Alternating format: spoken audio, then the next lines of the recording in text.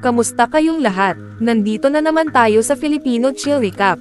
At ngayon, pag-uusapan natin ang science fiction, giant monster film na tinatawag na Colossal. Maghanda na kayo dahil sa mga spoilers na darating. Sa kalagitnaan ng gabi sa Seoul, isang batang babae ang nagmamadaling tumatakbo sa loob ng isang parke para hanapin ang nawawala niyang manika. Nang sa wakas ay makita niya ang laruan, biglang may kumislap na mga liwanag sa langit sa likuran niya. Lumingon siya at napasigaw nang makita niya ang isang napakalaking halimaw na dumaraan lang sa malayo. 25 years later sa New York, bumalik si Gloria sa kanyang apartment matapos ang isang mahabang gabing paglalasing. Galit na galit ang boyfriend niyang si Tim, kaya nagsimula itong magreklamo. Ibinunyag niya na mula nang mawalan ng trabaho si Gloria, wala na raw itong ginagawa kundi humiga sa sofa at magparty. Pagod na siyang alagaan ang gulo at kalasinggan ni Gloria, kaya nakipaghiwalay na siya. Nakaimpake na ang lahat ng gamit ni Gloria at gusto ni Tim na umalis na siya bago pa ito bumalik galing trabaho. Pagkaalis ni Tim, biglang dumating ang mga kaibigan ni Gloria na kasing hilig niya sa party, pero sobra ang pagkabigla niya kaya hindi siya makapag-react. Makalipas ang ilang sandali, bumalik si Gloria sa bahay ng kanyang pagkabata sa isang maliit na bayan. Wala man lang laman ang bahay, kaya sa sahig lang siya natulog. Kinabukasan, pumunta siya sa tindahan para bumili ng air mattress at doon niya nasalubong ang kaibigan niyang kababata na si Oscar, na nagyayang mag-hangout. Pumayag si Gloria habang kunwari ay nakabakasyon lang siya. Sa bar ni Oscar, panay ang kamot ni Gloria sa ulo niya. Ipinaliwanag niya na isa raw itong nervous tick na dulot ng kakaibang Katie na minsan niyang nararamdaman. Kalaunan, nakilala ni Gloria ang mga kaibigan ni Oscar na sina Joel at G.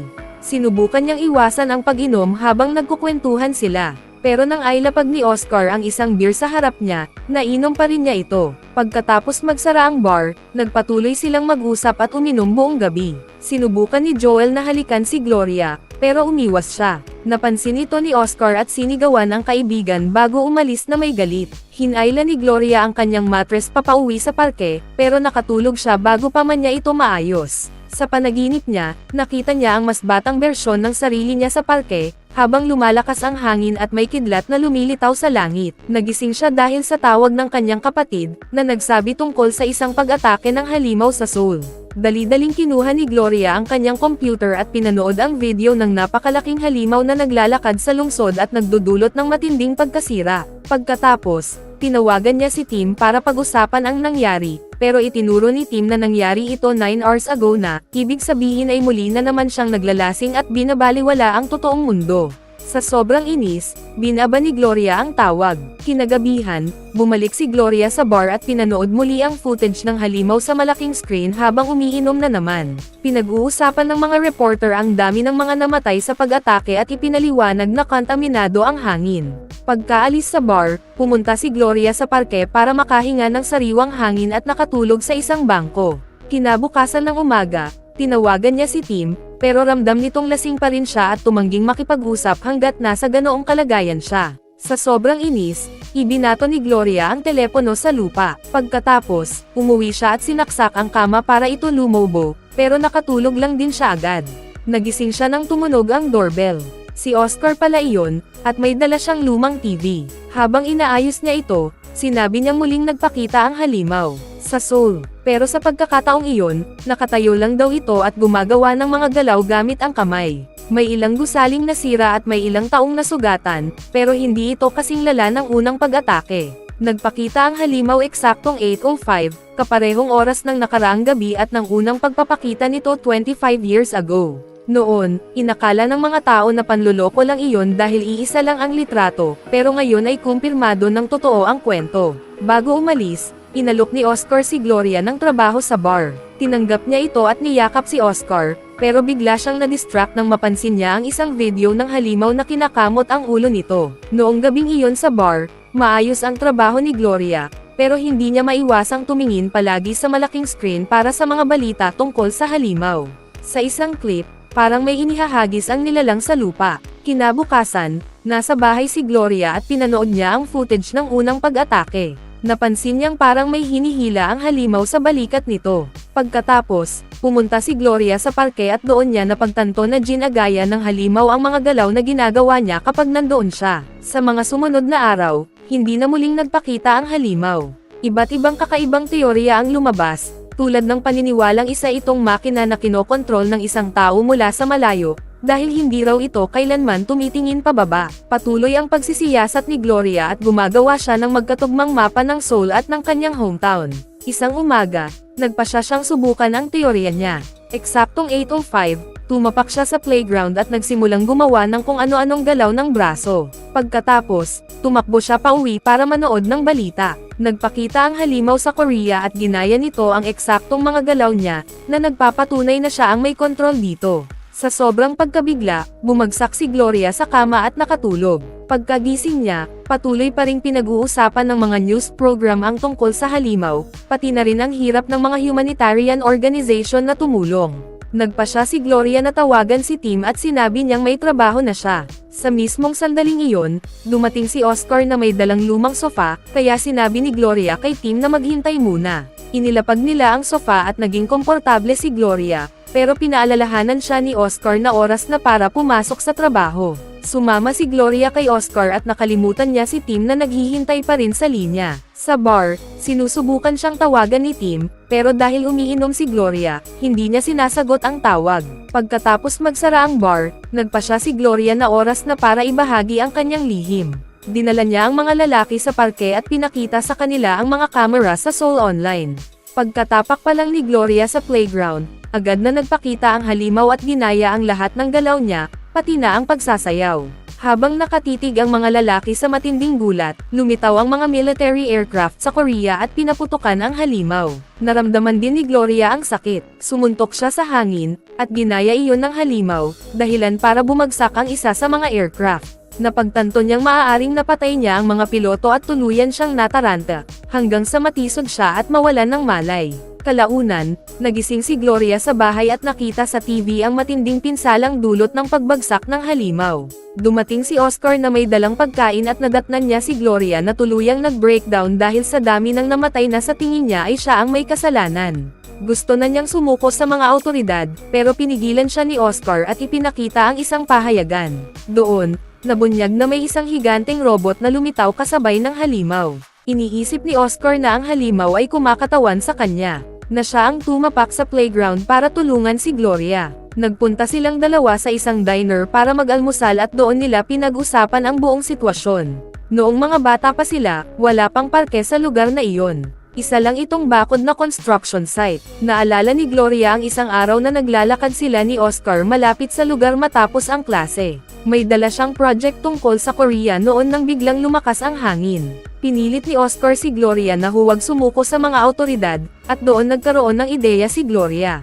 Huminto sila sa isang Korean restaurant at nakiusap sa may-ari na isalin sa Korean ang isang mensahe. Pagkatapos, pumunta sila sa parke para maghintay hanggang umaga. Nagkwentuhan sila tungkol sa kani-kanilang buhay, at inamin ni Oscar na hindi niya kailanman pinaniwalaan ang kwento ni Gloria tungkol sa bakasyon. Sinusubaybayan niya ang career nito mula nang umalis siya, kaya alam niyang natanggal talaga siya sa trabaho. Ibinahagi rin ni Oscar na muntik na siyang ikasal 6 years ago, pero iniwan siya ng girlfriend niya. Eksaktong 8:05, tumapak si Gloria sa playground at gumawa ng mga galaw ng kamay para paalisan ang lahat. Sinubaybayan iyon ni Oscar sa mga kamera at sinabi kay Gloria kung kailan wala ng tao. Pagkatapos, isinulat niya sa lupa ang mensahe, humihingi ng paumanhin sa lahat ng pinsalang nagawa at nangangakong hindi na ito mauulit. Nagulat ang buong mundo nang makita na matalino ang halimaw, at may ilan nang naniniwalang mabuti itong nilalang. Pagkatapos ng trabaho, binisita ni Gloria si Joel at nauwi sila sa pagiging madumi at magulo. Kinaumagahan, nanood ng balita si Gloria at napaurong sa takot ng matuklasang muling nagpakita ang robot. Hinailan niya si Joel papunta sa playground, kung saan nakita nila si Oscar na gumagalaw para kontrolin ang halimaw, habang ginagabayan siya ni Gar gamit ang mapa para siguraduhing walang masisirang anuman. Nang subukan ni Gloria na sabihan si Oscar na umalis sa playground, sinabi nitong hindi naman daw big deal iyon at hindi naman daw nakapatay ng kahit sino ang robot niya. Sa sobrang galit, tumapak din si Gloria sa playground, dahilan para muling lumitaw ang kanyang halimaw. Naririnig nila ang mga tao sa mga karatig bahay na naghihiyawan. Muli na namang tumanggi si Oscar na umalis, kaya sinampal siya ni Gloria, at ginaya ng halimaw ang ginawa niya. Dahil doon, napilitan ng umalis si Oscar. Noong gabing iyon, tinawag ng mga reporter ang halimaw ni Gloria bilang tagapagtanggol ng Seoul, at maraming memes ang nabuo mula sa sampal. Araw-araw ay dumarami ang mga tagahanga ng mga halimaw, at may mga taong lumilipad papapuntang Seoul para lang makita ang mga ito. Sa bar, mas marami sa karaniwan ang iniinom ni Oscar at hindi siya tumitigil sa panonood ng clip. Pagkatapos magsara, bastos na siyang nakikipag-usap sa lahat at pinuna niya si Gar dahil sa tagal nito sa banyo, na ipinapahiwatig na gumagamit daw ito ng mga ipinagbabawal na bagay. Galit na sumigaw si Gar at pinaalalahanan si Oscar na matagal na siyang malinis at problema lang sa tiyan ang meron siya ngayon. Dahil hindi pa rin tumitigil si Oscar sa pang-iinsulto, umalis si G. Pagkatapos, iginiit ni Oscar na dapat uminom si Gloria dahil napansin niyang ilang araw na itong hindi umiinom ng alak. Ipinaliwanag ni Gloria na ayaw na niyang malasing at magdulot na naman ng gulo. Kaya sinabi ni Oscar na kung hindi siya iinom, siya na lang ang lalakad sa playground. Kinuha ni Gloria ang bote at ibinuhos lahat ng laman nito sa sahig. Sa sobrang galit, sumakay si Oscar sa van kasama si Joel. Sinubukan siyang pigilan ni Gloria dahil sobrang lasing na siya at pakiramdam niya ay may gagawin itong katangahan. Sinigawan at ininsulto siya ni Oscar, at wala man lang pakialam kahit tumayo si Gloria sa harap ng van. Umiwas lang ito at tuluyang umalis. Eksaktong 8:05, nadatnan ni Gloria si Oscar na nasa playground na. Dali-dali siyang pumasok at sabay na lumitaw ang dalawang halimaw habang sinasampal niya si Oscar, na patuloy siyang tinutokso. Ang mga sampal ay nauwi sa mga suntok, at hinawakan ni Oscar ang kanyang mga kamay, na ikinasakit niya. Dahil dito, sinipa niya si Oscar sa singit. Ginaya ng mga halimaw ang bawat galaw sa Seoul habang naghihiyawan ang mga nanonood. Sinubukan niyang itulak si Oscar palayo, pero hinayla siya nito pababa. Nakita ni Joel sa kanyang tablet ang pagbagsak ng mga halimaw at nakiusap sa dalawa na tumigil na. Inanunsyo ni Gloria na magre-resign na siya sa trabaho sa bar, pero itinulak siya ni Oscar at sinabing kapag hindi siya pumasok, sisirain niya ang Seoul. Pagkatapos nito, umuwi si Gloria at binalikan sa isip ang kanyang kabataan. Noong araw na unang nagpakita ang halimaw, tinangay ng hangin ang kanyang project, kaya umakyat si Oscar sa bakod para hanapin iyon. Makalipas ang ilang sandali, dumalaw si Joel kay Gloria at humingi ng tawad sa lahat ng nangyari. Sinabi niyang nagsisisi rin si G. Bilang pagbawi, pinadalhan siya ng maraming kasangkapan at gamit sa bahay. Tumakbo si Gloria papunta sa bahay ni Oscar para humingi ng paliwanag at nadiskubre niyang isa pala itong hoarder. Nakasabit pa rin ang mga larawan ng ex niya, pero puro gasgas na. Ang dami ng mga basyong bote ay malinaw na palatandaan na may problema rin siya sa pag-inom, katulad niya. Humingi ng tawad si Oscar sa lahat ng nagawa niya, at dahil alam ni Gloria kung ano ang pakiramdam ng sobrang kalasinggan, pumayag siyang patawarin siya, pero matapos lamang mangako si Oscar na hindi na siya tatambay sa bar para uminom. Pagbalik ni Gloria sa bahay, nadiskubre niyang inayos at dinekorasyonan ni Joel ang kanyang sala. Pagkatapos, nakatanggap siya ng tawag mula kay Tim, na ikinagulat niya nang sabihin nitong pumunta ito sa kanyang hometown para sa isang trabaho. Binisita siya ni Gloria at sinabi niyang sobrang kakaiba nito, kaya inakusahan niya si Tim na nagseselos lang. Napasabog si Tim at ininsulto ang trabaho ni Gloria bilang waitress, na para sa kanya ay malaking pagbagsak mula sa dati nitong karera bilang writer. Nasaktan si Gloria at sinubukang umalis, kaya agad na humingi ng tawad si Tim at nag-alok na ihatid siya. Sa bar, nakilala ni Tim si Oscar, na agad umasta na parang mayabang.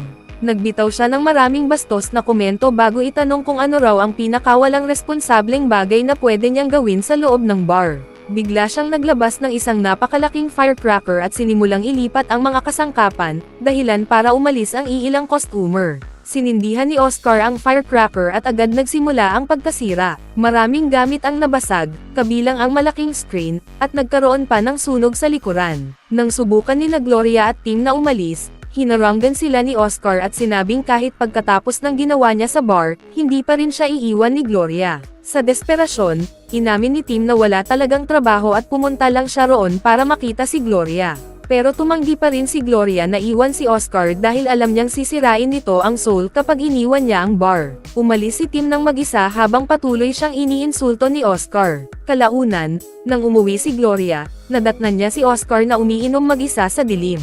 Sinabi nitong dumaan siya para siguraduhin hindi tatawag si Gloria kay Tim dahil ayaw niyang magkabalikan ang dalawa. Sinabi pa ni Oscar na matulog na lang si Gloria habang siya ang magbabantay. Kinamot ni Gloria ang kanyang ulo at doon niya tuluyang naalala ang nangyari noong unang araw na lumitaw ang halimaw. Sinundan niya noon si Oscar sa construction site, pero hindi siya nakita nito. Nang matagpuan ni Oscar ang project niya, tinapakan niya iyon para sirain. Biglang kumidlat sa langit at tinamaan ang ulo ni Gloria, dahilan para unang lumitaw ang halimaw sa Seoul. Dahil sa tama, nagdugo siya at nawalan ng malay. Tinamaan din ng kidlat si Oscar at nawalan din ito ng malay. Sa mga gamit nilang dalawa noon, may laruan silang halimaw at robot. Sa kasalukuyan, sinabi ni Gloria kay Oscar na hindi ito tungkol sa selos o romansa. Galit lang daw siya sa sarili niya. Nakapunta si Gloria sa syudad at nagkaroon ng karera, habang siya ay nanatili sa maliit na bayan na may pangit na trabaho, kaya kinamumuhian niya ang pakiramdam ng pagiging maliit. Tinawagan ni Gloria si Tim at sinabing aalis na siya at sasama sa kanya. Sa TV, tumutunog na ang mga sirena ng Seoul dahil malapit na ang 8:05. Sinubukan ni Oscar na umalis papunta sa playground, pero hinampos siya ni Gloria ng upuan para pigilan siya. Sa galit, sinipan ni Oscar ang sofa para makakuha ng piraso ng kahoy at inatake siya, kaya itinumba ni Gloria ang bookshelf sa ibabaw niya. Nang subukan niyang gumapang palayo, itinulak ni Gloria ang TV para maipit siya sa sulok. Madaling nakawala si Oscar at sinubukang makarating sa pinto, kaya hinabol siya ni Gloria paitaas ng hagdan. Hindi siya nakahabol at tumalon si Oscar palabas ng bintana papunta sa pool. Sinubukan pa rin siyang pigilan ni Gloria nang makaahon ito, pero umiwas si Oscar at tumalon sa bakod para makatakas. Dali-daling tumakbo si Gloria papunta sa playground at handa nang lumaban nang dumating din si Oscar. Halos hindi pa siya nakakatama nang mabilis siyang madaig ni Oscar at pabagsakin. Sinabi ni Oscar na pwede siyang bumalik sa New York kung gusto niya, pero ipagpapatuloy niya ang pagsira sa Seoul. Nagsimulang maglakad-lakad at magwala si Oscar, na nagdulot ng libo-libong pagkamatay sa Korea. Tuluyang nag-breakdown si Gloria habang pinapanood siyang umalis. Kalaunan sa bahay, napansin ni Gloria na baligtad ang pagkakasabit ng kanyang mapa, at doon siya nagkaroon ng ideya. Nag-impake siya at nagmadaling pumunta sa airport para sumakay ng eroplano papuntang Seoul. Pagdating niya sa lungsod, tinawagan niya si Tim at sinabing ayos lang siya at sa wakas ay kontrolado na niya ang sarili niyang buhay. Samantala, bumalik si Oscar sa bahay ni Gloria at nakita niyang wala na ito. Kaya nagtungo siya sa playground at muling pinalitaw ang robot. Nagpanik ang mga tao at nagsimulang magsitakbuhan, pero si Gloria ay diretsyong naglakad papalapit dito. Hahanda na sanang pumatay ng bata si Oscar nang bigla niyang maramdaman ang pagyanig ng lupa. Sa kanyang pagkabigla, lumitaw sa harap niya ang halimaw ni Gloria.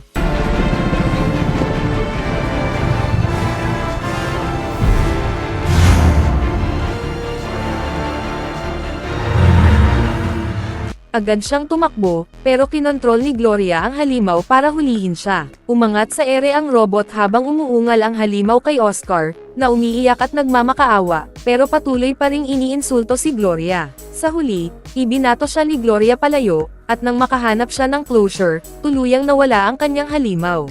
Nagdiwang ang mga tao sa Seoul nang makita nilang nawawala rin ang robot. Sinubaybayan ni Joel ang mga balita at nakita si Gloria sa mga lansangan, kaya napangiti siya nang mapagtantong naayos na niya ang lahat. Pumasok si Gloria sa isang bar at umiyak bago tanungin ang clerk kung gusto nitong makarinig ng isang kamangha-manghang kwento, pero nainas siya nang alukan siya nito ng inumin.